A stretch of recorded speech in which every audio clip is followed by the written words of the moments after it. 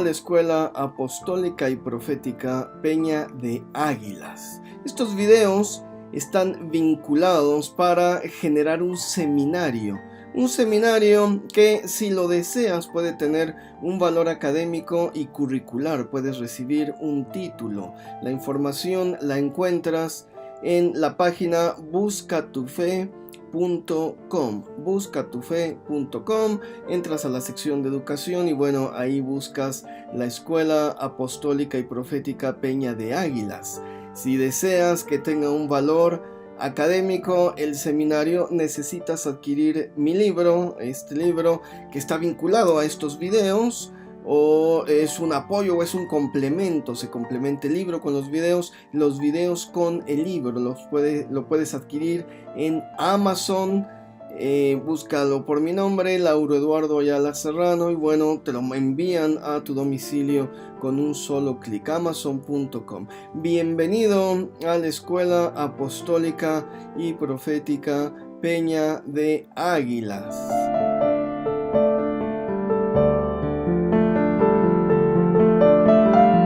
El primer curso se llama Teología Bíblica. Bueno, tiene ciertos requisitos para su acreditación académica. Una es la lectura de este libro, el libro del Edén a Sodoma, Decodificando la Biblia. Son 15 capítulos. Vamos a hacer videos en referencia a estos capítulos y se necesita entregar un resumen ejecutivo por cada capítulo. Es decir, hay que enviar 15 resúmenes ejecutivos a través de la página de la Escuela Apostólica y Profética Peña de Águilas en buscatufe.com.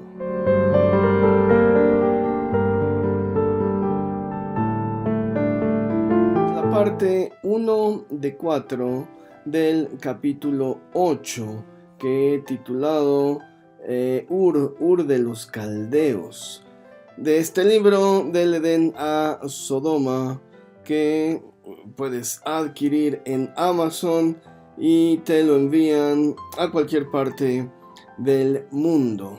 Ur de los Caldeos. Dice Génesis 11:31: Vayitzeu otam me'ur Kasdim, y salió con ellos de Ur de los Caldeos. Bueno, básicamente la escritura nos está hablando de Taré.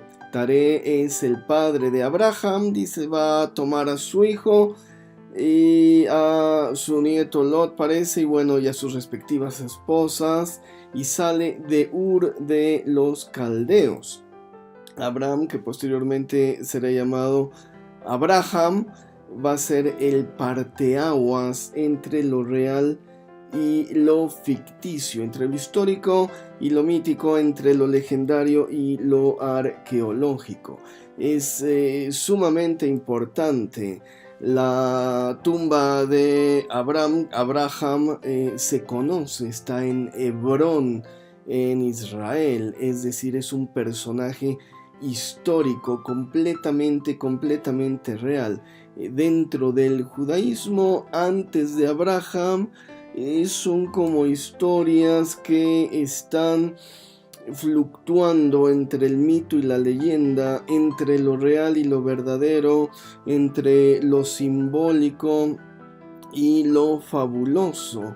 A partir de Abraham comienza lo histórico y bueno, va a distinguir el relato fantástico de acuerdo a la visión de Svetan Todorov, con personajes que se van a desarrollar en el mundo de la historia de la humanidad, porque se conoce el lugar de su sepultura. Abraham es un personaje histórico. La diégesis fantástica va a ser sustituida por el relato milagroso, fuera de algunas historias simbólicas, como la destrucción de Sodoma, Gomorra y las otras ciudades de la planicie, que analizaremos después también. que entrarían, bueno, como dentro de un relato simbólico. Vamos a ver por qué y las causas.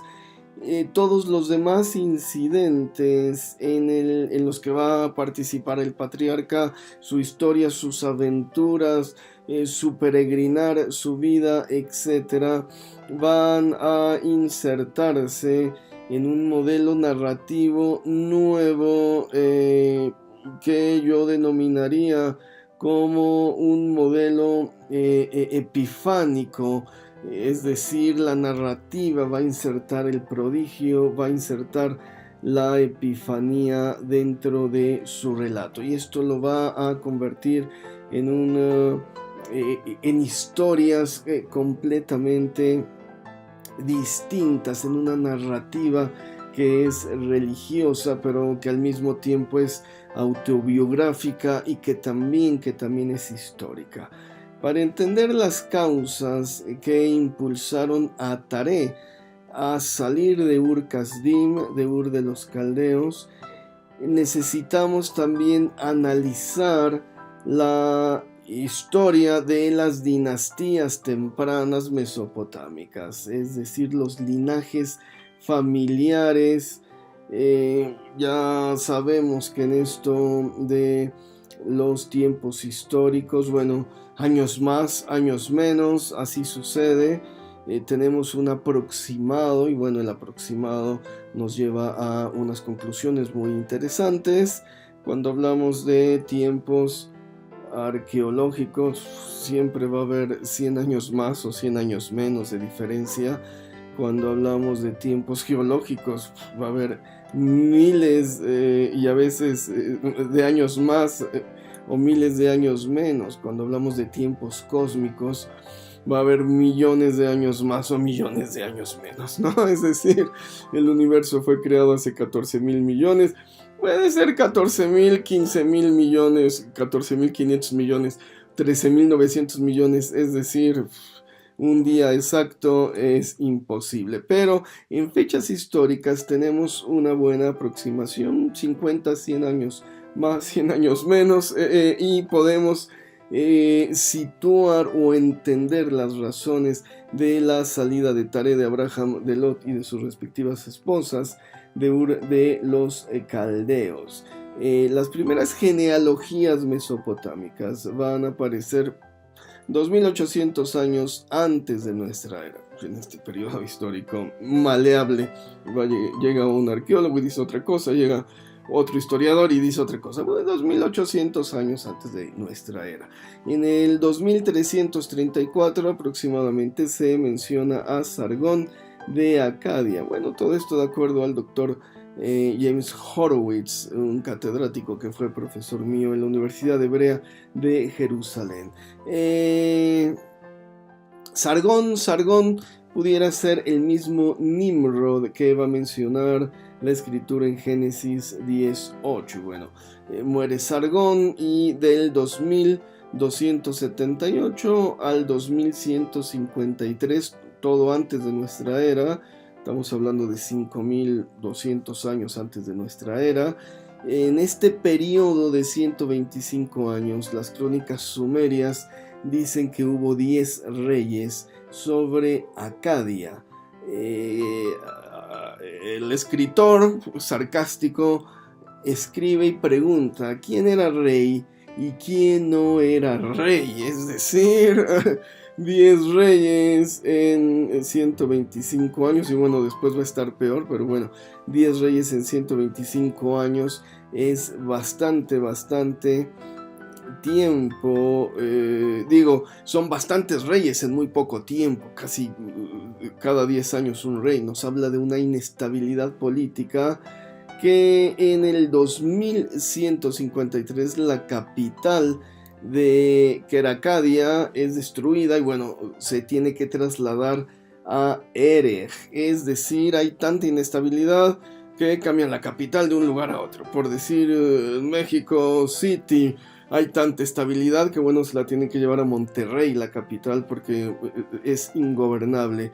Y bueno, en el 2152, esto es muy interesante, un año después de que la capital fuera trasladada de un lugar a otro, es cuando el texto bíblico va a situar que Taré sale de Ur de los Caldeos.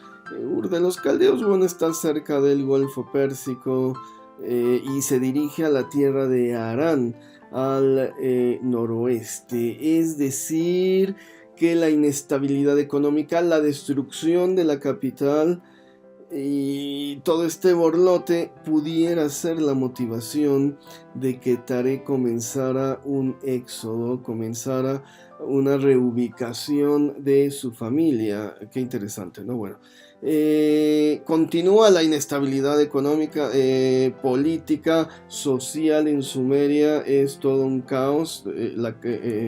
Babilonia, Sumeria, que va a cambiar de nombre, pero es el mismo lugar. Durante los siglos va a cambiar de nombre. Tiene un caos completamente social, cultural y político. Del 2153 al 2092 antes de nuestra era, en un periodo de 61 años, va a haber 35 reyes. ¿Te imaginas? Si decíamos que en 125 años hubo 10 reyes, en 61 años hubo 35 reyes. 61 entre 35, 2 punto algo, ¿no? Menos 1 punto y tantos, 1.8, es decir, ni siquiera duraban 2 años los reyes. La inestabilidad política, la inestabilidad social era terrible. Finalmente Erej, la capital, la nueva capital, va a ser destruida por las hordas Gituim en el 2092. Y bueno, un año antes de que la capital sea destruida, sale Abraham de Harán. Harán sigue estando en esta zona de Mesopotamia, de Sumeria. Sale Abraham de Harán en dirección a la tierra de Canaán al suroeste. Dice, vámonos al sur, a territorios desconocidos, quizás motivado por toda esta inestabilidad. El texto bíblico no lo dice. El texto bíblico nada más dice que el Señor los llamó, obedecieron y salieron y se fueron a una nueva tierra. Pero pudiera haber una motivación política de fondo. El Señor revelándose a Abraham y diciéndole, ¿sabes qué? La cosa aquí está muy peligrosa, la cosa se va a poner peor, vámonos hacia el sur. Y bueno, las decisiones divinas pudieron haber estado motivadas por el riesgo que corría el patriarca en este lugar que experimentaba una inestabilidad político-social terrible. Esto quiere decir que Dios se te revela y te dice, ¿sabes qué?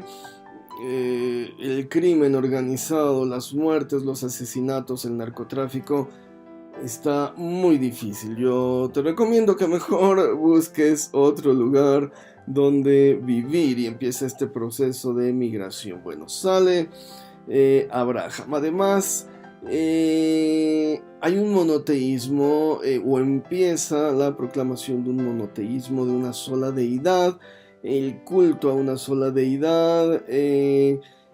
Pudiera ser, hemos dicho, del panteón sumerio, y muy difícilmente habría florecido en una sociedad acostumbrada a una cosmovisión politeísta. Es decir, otra motivación pudo ser, mira, ahí no va a florecer el culto elogista.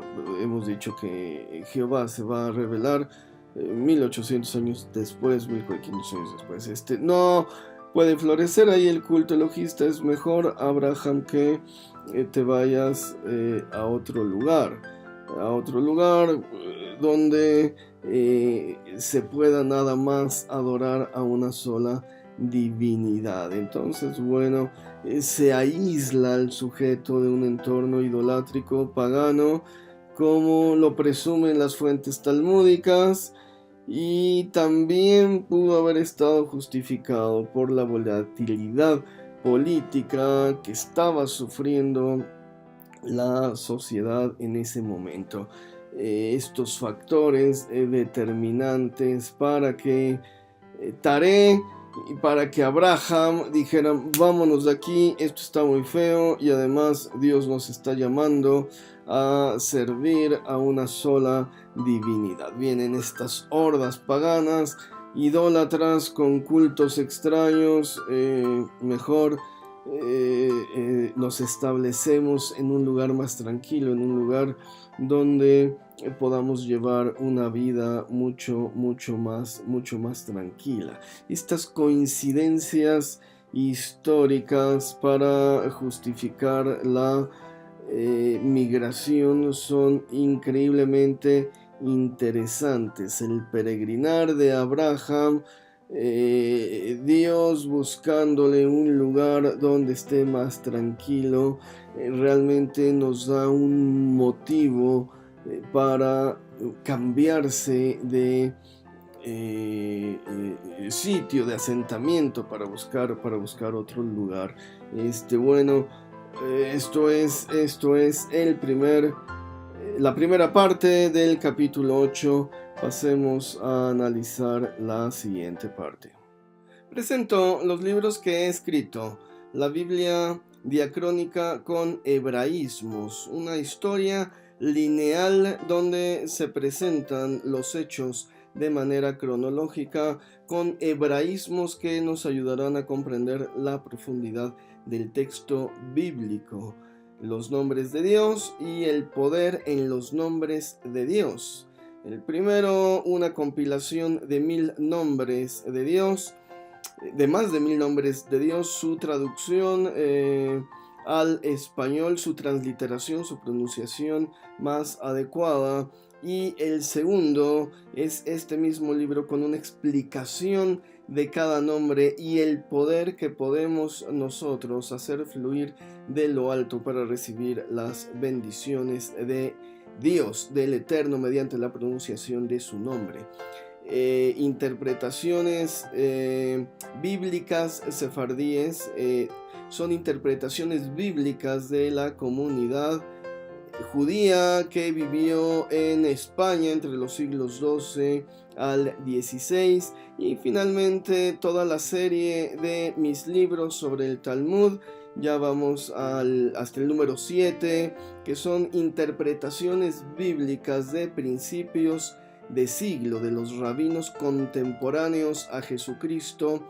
Todo esto visto a la luz del Nuevo Testamento para entender nuestro cristianismo desde una matriz judía. Todos los libros los puedes adquirir en Amazon, en Editorial AMI aquí en México, en Amazon de manera internacional. Los envían a cualquier parte del mundo directamente a tu casa. Espero que estos textos sean de beneficio para tu crecimiento espiritual, académico, para que dejen algo, un legado en tu vida. Aquí están, te los presento.